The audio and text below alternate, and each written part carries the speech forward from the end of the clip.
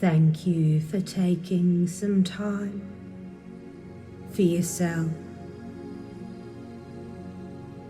And if you can take a substantial breath in and a relaxing breath out, close your eyes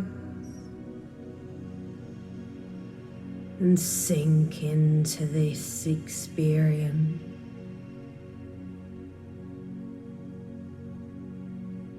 And I'm curious if you can be aware of your chest expanding, sinking, the heaviness of gravity on your body, deeper into relaxation. And I really don't know if you were to groan or can feel the coarse air at the back of your throat as you inhale. But what I do know is it would be fabulous if you can become as inactive as possible now. Resting without exercise, tasks, chores, life's demands, and I really don't know the last time you got to leave life's baloney out there to spend some quality time here. Thank you for being here. You make the world a better place. And I wonder if you can go all out on relaxing. Shoulders relax. Aware of the hefty sensation of your back, absorbing into the chair, supporting you to go deeper into existence. While you're existing in this demanding atmosphere, you can let the oxygen be sucked right out of you and inhale as much as you like. With each breath,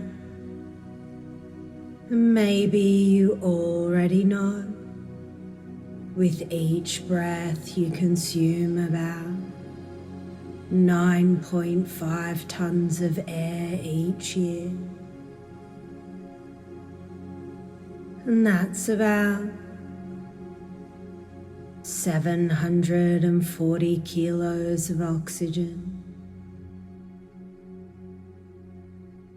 Keeping the plants happy with your 2.3 pounds of carbon dioxide each day. Light into gas, gas into liquid, liquid into solid.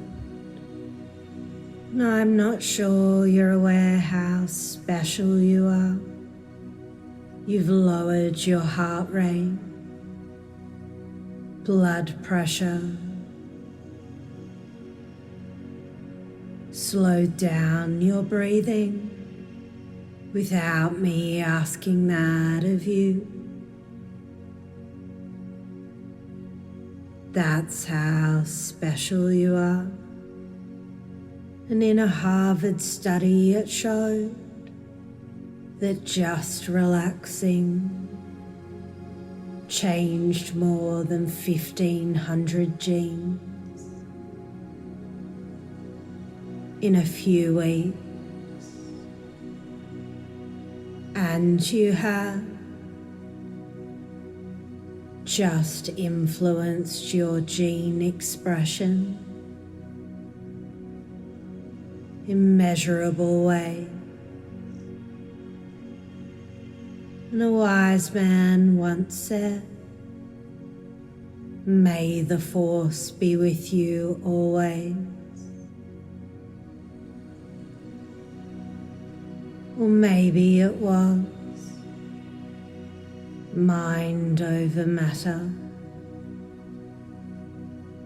And if you were to be a fly on the wall right now, I really don't know in terms of the animal kingdom where the fly sits. It's probably not one of the 10 strongest animals in the world. And as you probably know, the saltwater crocodile's bite can generate 3,700 pounds of force. And elephants can carry 7 tons. But the dung beetle, the world's strongest insect, an animal on the planet compared to body weight, if you were to imagine what the fly is thinking, looking at you,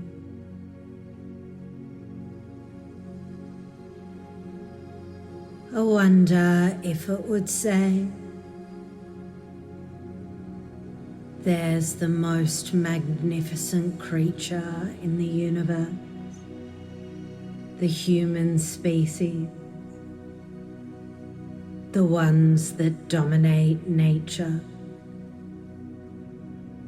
Or the fly might be thinking, "I wonder what I might eat for dinner," or something else. How grateful things are just the way they are. For the fly, in this moment, and in the past you've been feeling depressed, down and out, or something else. And anyone in your situation would understand. It's got nothing to do with you. There's a process to feeling different. And I don't know if you can remember a time when you were very small, when you felt satisfied. And I don't know if that was standing inside a bakery. You were on a roller coaster, or something else.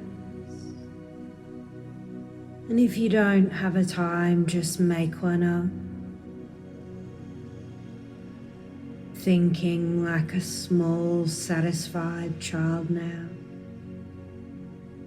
And in a moment, I'm going to share with you a few stories. And at first, you might be thinking, why am I sharing with you these stories? But your subconscious mind will be listening and do something wonderful for you a little later on. And it reminds me of a story from George Burns' book, 101 Healing Stories. Charlie was a chameleon with a problem. He was constantly changing his mind.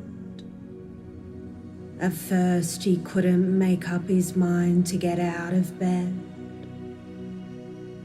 And once he had, he was faced with the decision of what to have for breakfast,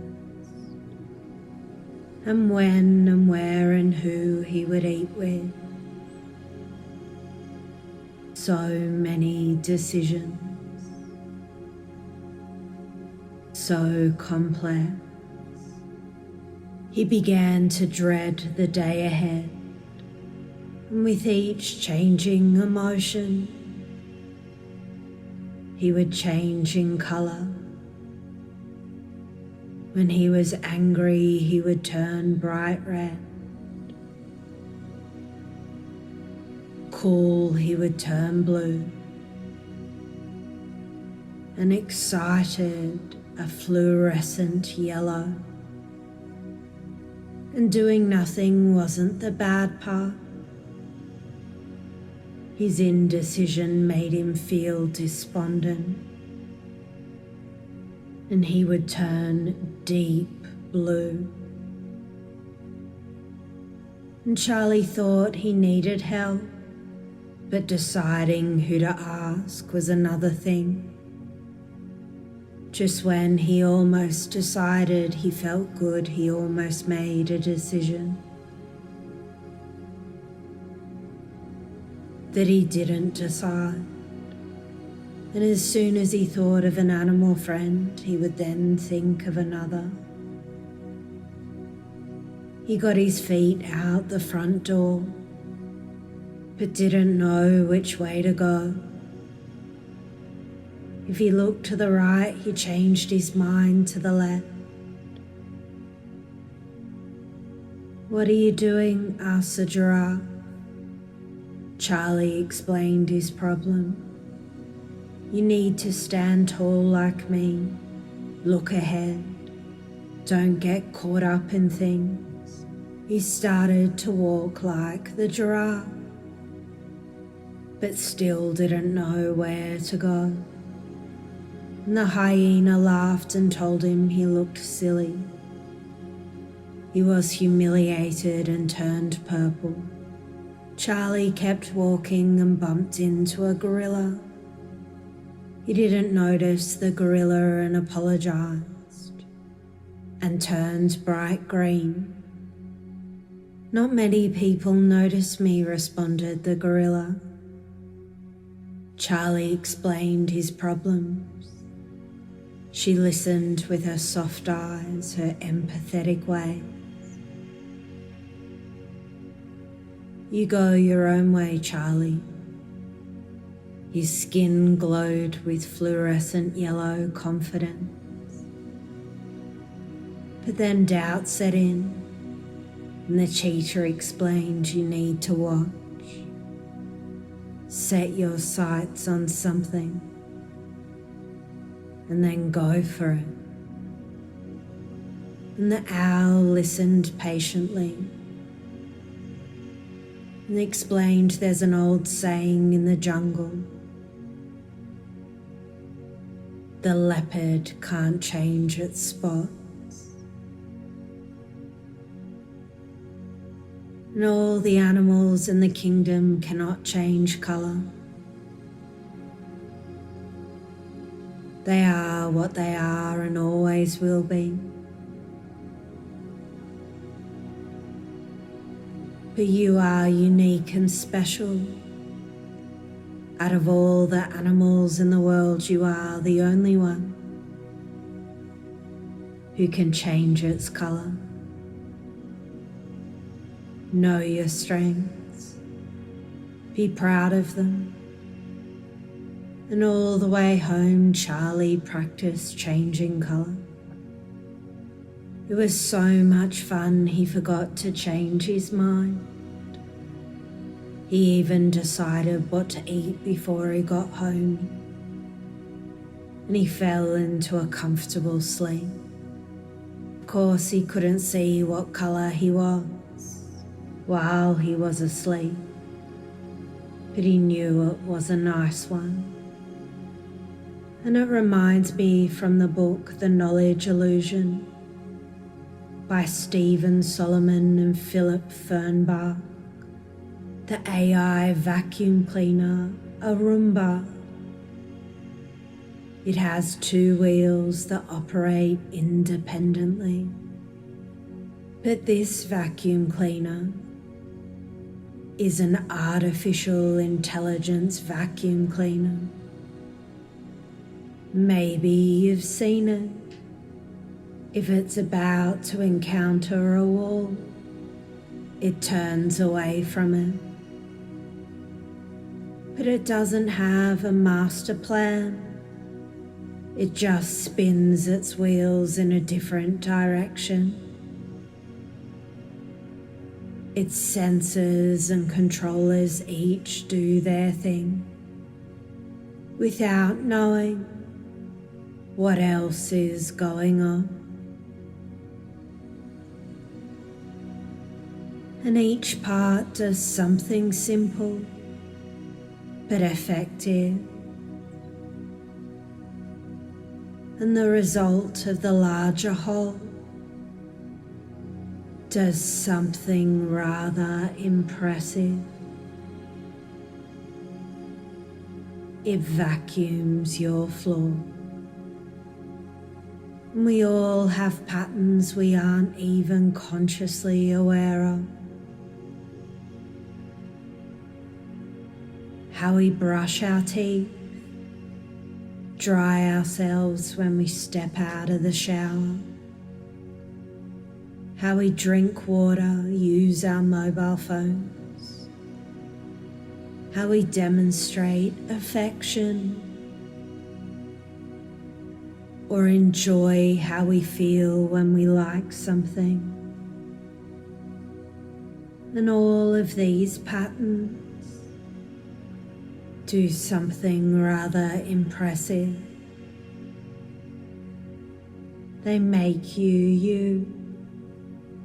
And if you were to imagine your depression flowed out of your big toes into a pool of liquid on the floor, I wonder what all the patterns might be that you wouldn't mind installing inside you. I don't know if you would smell things differently, how you might choose to taste food, drink water, have kinder thoughts about yourself, more lovable feelings on the inside. 'Cause you're totally lovable, aren't you?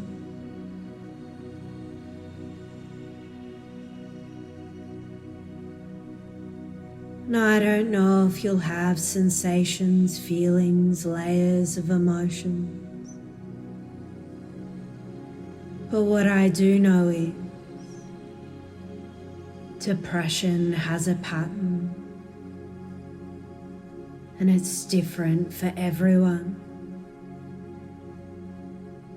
But you're off to a good start, because a moment ago, your depression turned into a pool of liquid on the floor.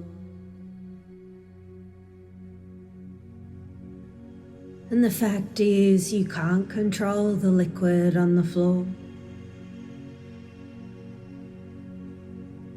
But you have the ability to respond. Your responsibility on the inside.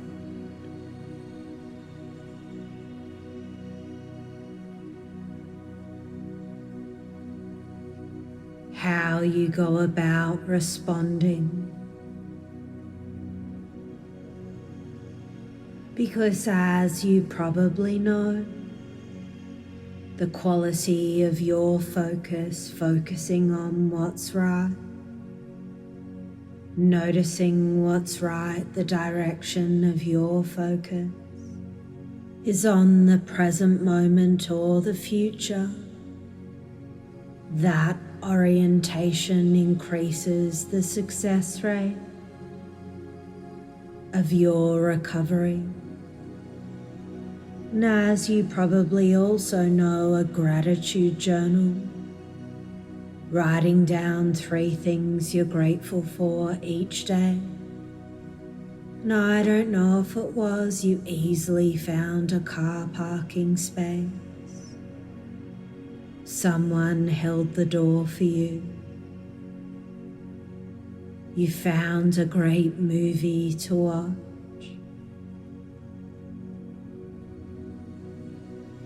But what I do know is, just like walking for 2 brisk hours per week,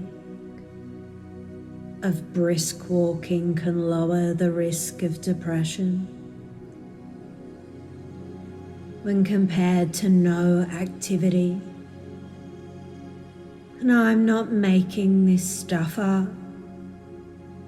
191,130 people were part of that study.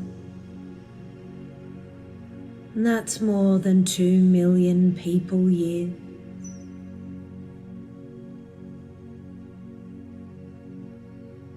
While in the past you might have felt lethargy, heavy, or just didn't feel like doing things,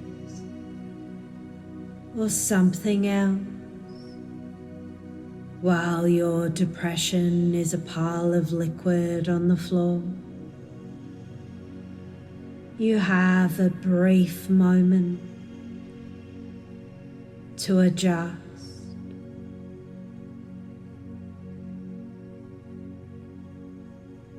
If you can take a deep breath in and a relaxing breath out. Perfect.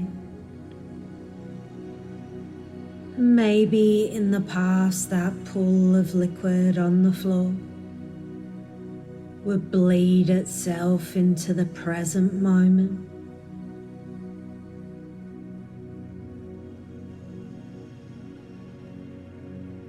But you are more than your strengths. You're more than a bunch of decisions and patterns. You are something rather impressive. You are human.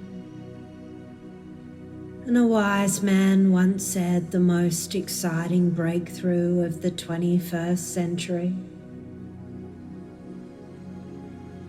will not occur because of technology, but because of an expanding concept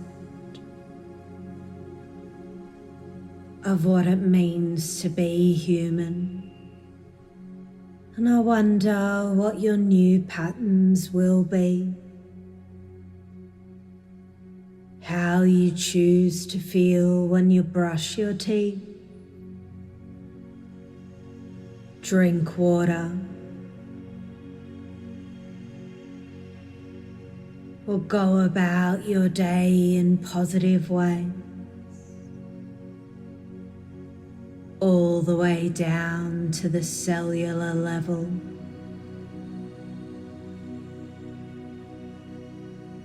And in 10 years' time from now, looking back at the AI vacuum cleaner with no master plan, the vacuum that could only change a few small things, but did something rather impressive. And how old that technology seems now, 10 years into the future, looking back. And when you're ready to reorient yourself back to your external world, you can stretch out, wriggle your fingers and toes, take a few deep breaths, and open your eyes. Welcome back. You're perfect, just as you are.